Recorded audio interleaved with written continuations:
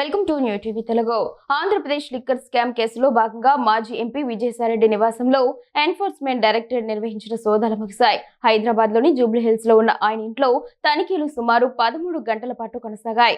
గత వైసీపీ ప్రభుత్వ హయాంలో మద్యం విధానంలో వేల కోట్ల రూపాయల కుంభకోణం జరిగిందని ఈడీ అనుమానిస్తోంది. డిజిటల్ చెల్లింపులను నిరుత్సాహపరిచి కేవలం నగదు లావాదేవీల ద్వారా వచ్చిన సొమ్మును షెల్ కంపెనీలకు మళ్లించి మనీ లాండరింగ్కు పాల్పడ్డారని ప్రధాన ఆరోపణలు ఉన్నాయి. ఈ నేపథ్యంలోనే ఈడీ దర్యాప్తు ముమ్మరం చేసింది. సోదాల సమయంలో ఇంట్లోనే ఉన్న విజయసాయిరెడ్డిని అధికారులు మద్యం పాలసీ రూపకల్పన, ఆర్థిక లావాదేవీలపై ప్రశ్నించినట్లు తెలుస్తోంది. ఆయన ఇంట్లోని పలు కీలక పత్రాలతో పాటు ల్యాప్టాప్లు, కంప్యూటర్, హార్డ్ డిస్కులు, మొబైల్ ఫోన్లను స్వాధీనం చేసుకున్నట్లు సమాచారం. వీటిలోని డేటాను విశ్లేషించడం ద్వారా ఈ కేసులో కీలక ఆధారాలు లభిస్తాయని ఈడీ భావిస్తోంది. ఈ కేసులోని ఇతర నిందితుల ఇళ్లలో కూడా ఈడీ సోదాలు చేపట్టింది.